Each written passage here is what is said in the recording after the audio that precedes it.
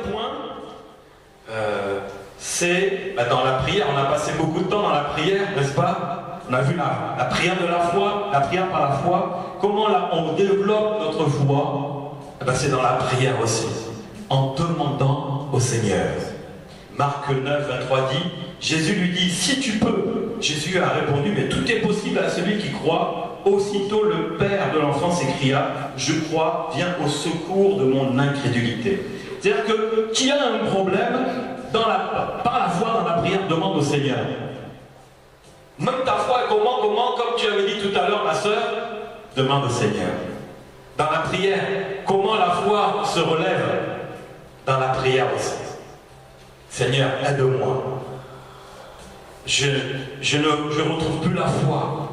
Mais commence à prier. Prends un jeûne, fais quelque chose pour que ta foi remonte, ta foi va remonter. La Bible dit dans Matthieu 7, voilà encore un exemple. Demandez et on vous donnera. Mais alors, si ma foi elle est partie, qu'est-ce que tu dois faire? Seigneur, aide-moi à ce que je retrouve ma foi. Donc, en faisant toutes les choses là qu'on a déjà dit et les choses qu'on va dire encore.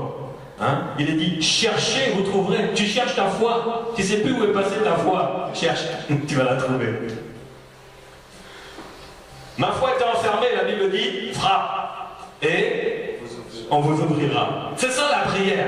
Tu veux que ta foi grandisse, demande au Seigneur. Le Seigneur a déjà tout prédisposé pour toi. Il a déjà tout fait.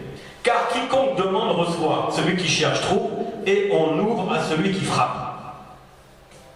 Je ne vais pas rester trop longtemps parce qu'on a passé 2 mois dans la prière. Donc, pour développer ta foi, c'est dans la prière.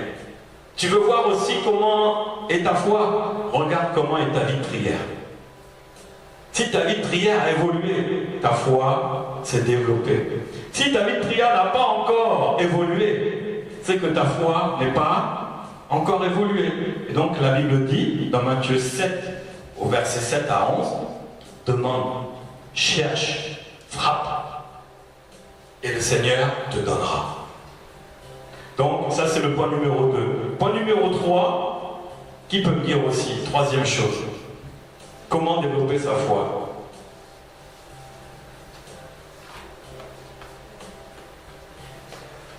Oui? Il la Bible. Exactement. Lire et méditer la parole de Dieu. Alors, la foi vient de ce qu'on entend, mais la foi aussi vient de ce qu'on peut lire. C'est vrai ou pas? Tu es dans un passage là, tu le lis. Est-ce que tu l'entends? Est-ce que la Bible est en train de te parler audiblement? Non, tu la lis. Et ta foi, ça commence à vibrer. Ça vibre là, je crois. Oh là là, ça me touche. Plus tu lis la Bible aussi, plus ta foi va monter. Ça, est-ce que je prends un temps pour lire la Bible tous les jours? Question. Si c'est oui, ma foi se développe. Si c'est non, ta foi va se développer. Il faut prendre un temps. C'est des habitudes spirituelles. Découvrez ce que révèle la Bible au sujet de la foi. Il y a un livre que l'on doit lire et méditer, c'est Hébreux 11. Vous connaissez Hébreux 11? Ça parle des hommes de la foi. En premier, Abraham. En plus, après tout ce qu'ont fait les autres par la foi. Lis et médite ça, tu vas voir que ta foi va grandir. Abraham pensait que Dieu était puissant pour ressusciter son fils. Il pensait qu'il était puissant. Quand je lis ça, je dis, Abraham pensait que Dieu était puissant pour ressusciter son fils, qu'il allait donner en sacrifice. Son fils Isaac. Et il est dit, mais il pensait. Est-ce que tu peux penser que Dieu est puissant? En lisant ça, tu te dis, waouh, il faut penser que Dieu est puissant. Et tu vois que ta foi, tu lis, tu médites ça. Tu médites. Lis la Bible et médite-la. Tu vas voir que ta foi va s'élever. Tu vas voir Dieu autrement. Ta foi va grandir. Très important. Il y a un passage aussi dans Galates 3. Il est long. 1 à 14. Là, c'est l'apôtre Paul qui parle, mais je vais aller à l'essentiel. La Bible dit, ainsi ceux qui croient sont bénis avec Abraham le croyant. Ça, c'est l'apôtre Paul qui est en train de s'adresser.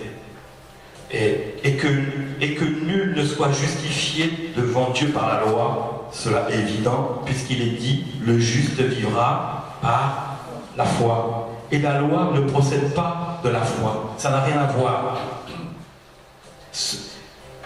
Mais elle dit, celui qui mettra ces choses en pratique vivra par elle.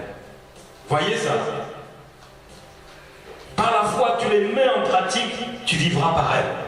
Il est dit, afin que la bénédiction d'Abraham ait pour les païens son accomplissement en Jésus-Christ et que nous recevions par la foi l'Esprit qui nous avait été promis. C'est tout un passage, vous le lirez parce qu'il est long, mais c'est un passage à lire et à méditer pour que ta foi encore se développe. Ta foi doit se développer. Alors, là on a vu les 3 premiers points. Donc, comment développer la foi? On peut résumer.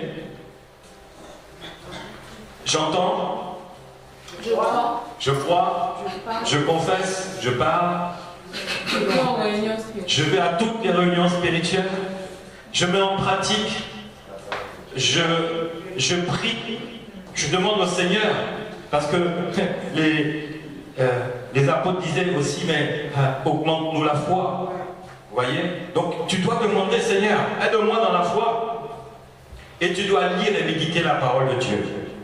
Voilà déjà 3 points essentiels pour développer la foi. À partir de là, nous, on peut s'examiner nous-mêmes. Ma foi est à quel niveau? Est-ce que dans tout ça, tu te retrouves ou tu ne te retrouves pas, ou que tu es en train d'évoluer? Vous voyez? C'est fondamental. Voilà. Il y a des questions à poser là-dessus? Non?